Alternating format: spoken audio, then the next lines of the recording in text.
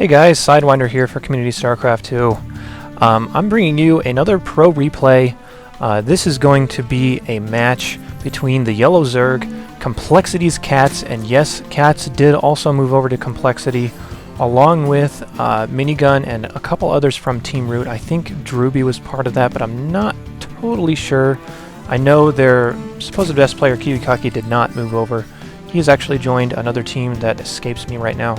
Nevertheless, coLCatZ is going to be fighting the Purple Terran, who is GoOdy, who I don't know if he's still on the team ESC or not. He's playing on an alternate account, I'm sure, because he is not from North America, whereas coLCatZ is.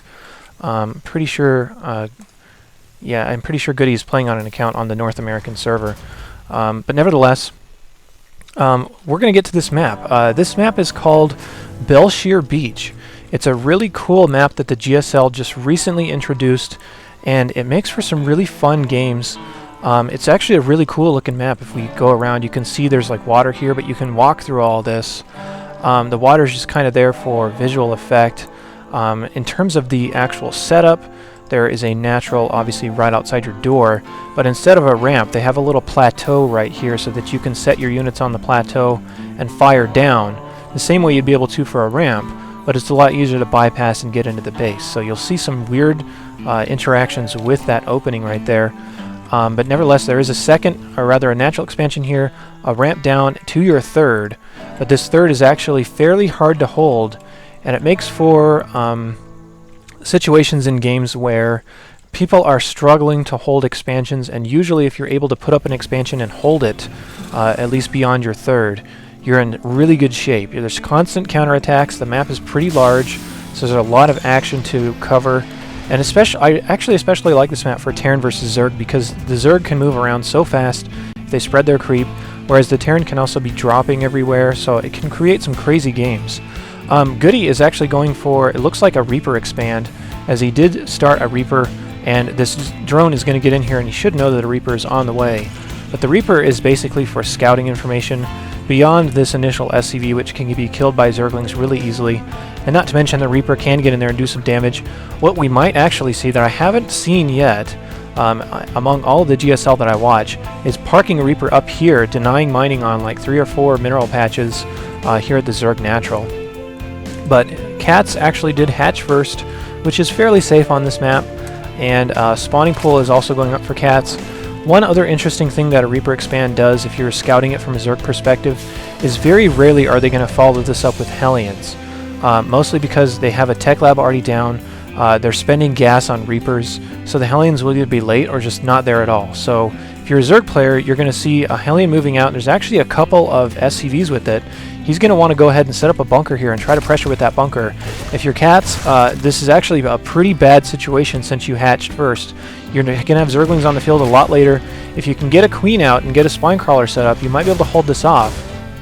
But I recall a game a long time ago where TLO, also known as the Little One, did a build like this and really wrecked up Daimaga with it. There's 2 bunkers going down here. The drones are pursuing. You can see this Reaper now has 4 kills on it. Queen is now out, and the Queen is going to deny the first bunker from going down. That is a huge kill from coLCatZ. It should somewhat put an end to this. All the SCVs are dropping, and these bunkers are not going to finish, so it's really going to hurt the Reaper's longevity here. But the Reapers are doing a ton of work. Take a look at the units lost tab. There have been 4 workers killed, 4 GoOdy, so he's slightly ahead. He did lose his SCVs that he pulled to make these bunkers, and both of the bunkers were literally a second away from finishing. So this is spectacular stuff here from coLCatZ to push this off. There go those Reapers up on the high ground, but coLCatZ has vision with this Overlord right here, so you can see the kind of complexity that will come about in these pro-level replays. There's a 3rd Reaper out, and behind this there's a factory coming up for GoOdy, and another bunker. It looks, or rather, that's the bunker at the front door, I'm sorry. These 3 Reapers are really going crazy. You can see he actually had it on a queue there to kill the drones in order, and the Queens are actually going to clean up these Reapers, and that's a terrible way to die. Being strapped to some nitro packs and flying up in the air and the nitro packs blowing you up. I can't think of anything much worse. But behind this, GoOdy is starting a command center.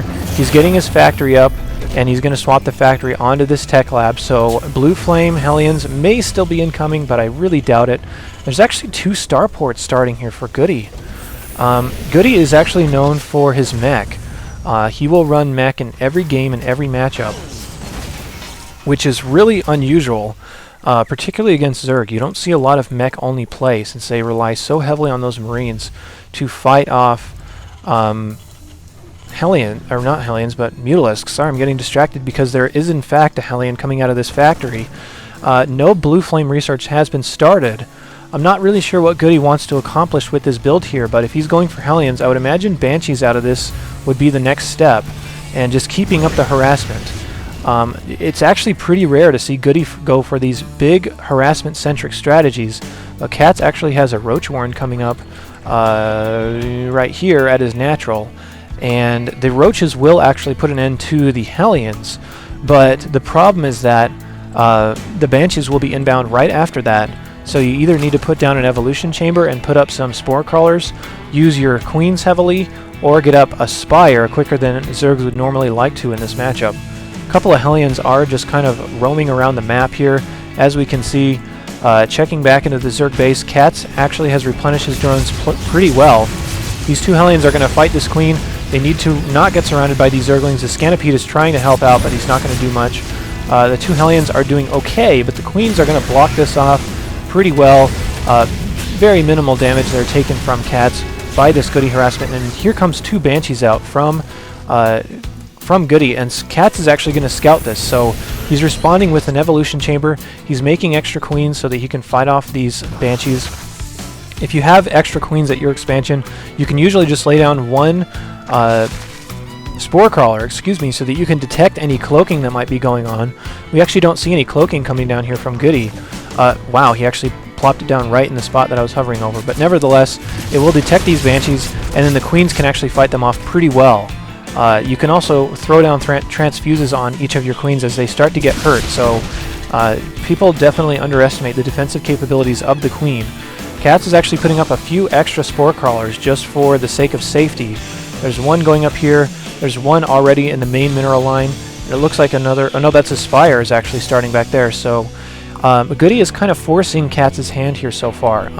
If you do this build, you force them to go Roaches, and then you force them to go Spire Tech.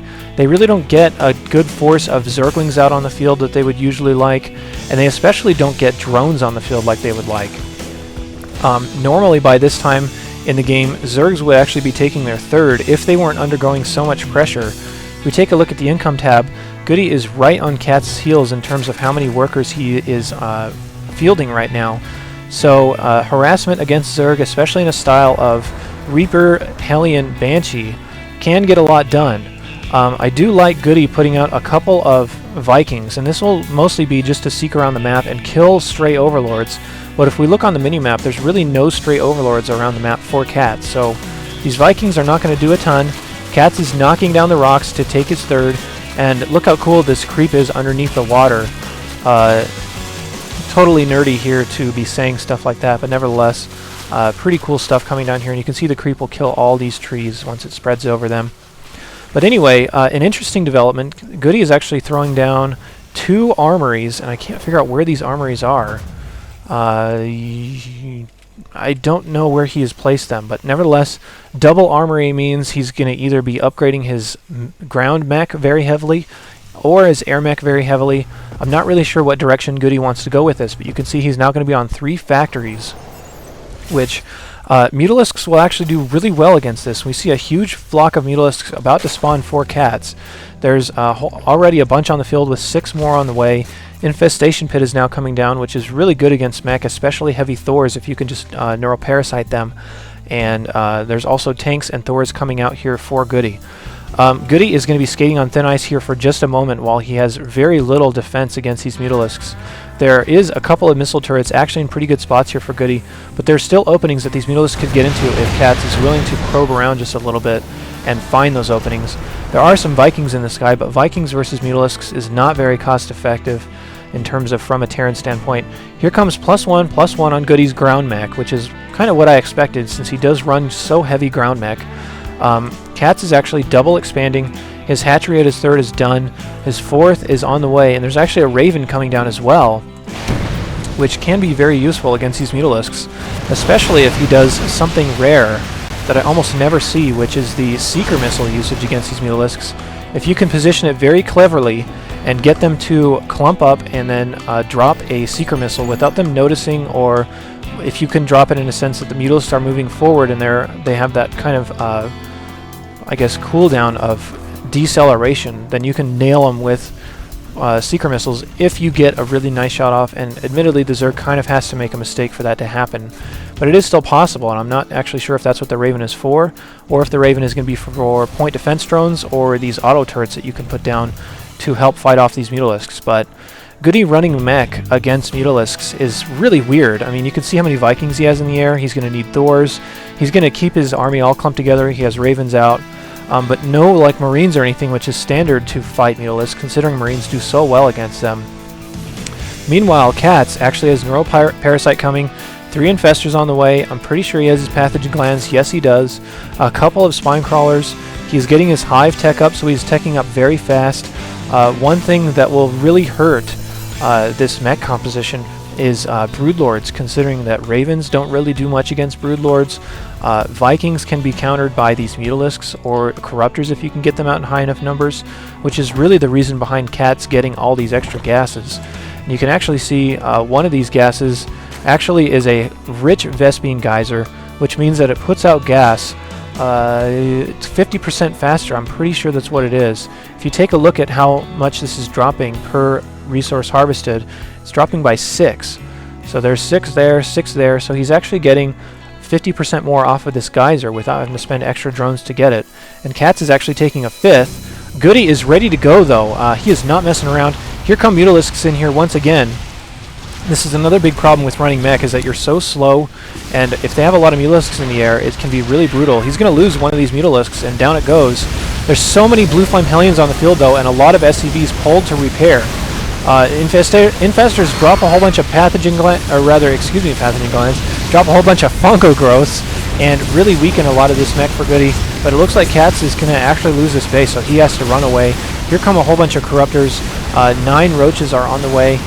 So coLCatZ is going to have a pretty tough time holding this off. This is what GoOdy does. He just puts out his mech, and as soon as he feels like he's ready to make his death push, he goes for it. And it's up to coLCatZ now to hold this off. You can see a bunch of Spine Crawlers morphing.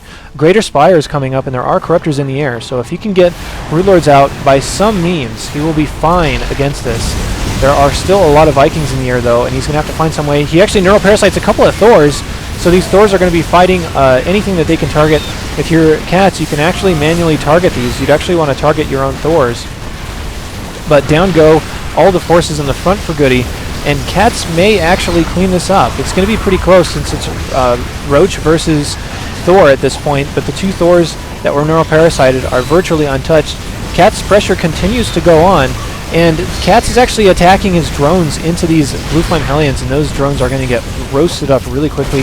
A ton of Roaches are on the way right now, but you can see how strong these pushes are from GoOdy, since mech is so, it's able to take so much punishment, and it stays on the field forever once you get it out.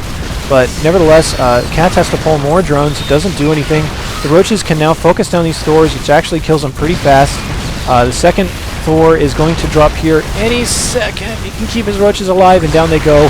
He's rallying more Roaches, and he should be able to clean up this last Thor relatively easily, but he's not focused on firing the Thor. He's instead choosing to fight these Vikings, which are going to put out a lot less damage than the Thor. So this one Thor is being very annoying. There's a Blue Flame Hellion that's in here. He's actually going to scoot right on by, and he's going to be able to fight some drones here. If he can get some good shots off, that'll be really devastating, but there's a Roach and a Queen falling back here to clean this up. The Thor, it looks like it actually got killed. There's another tank that got killed who's actually sitting in the water. I don't know if that's very good for the tanks. Another missed rally here for GoOdy. He donates a tank and loses it. So after all that, let's take a look at the aftermath. In terms of harvesters, GoOdy is way ahead right now, 64 to 43. But GoOdy's expansion is just now landing.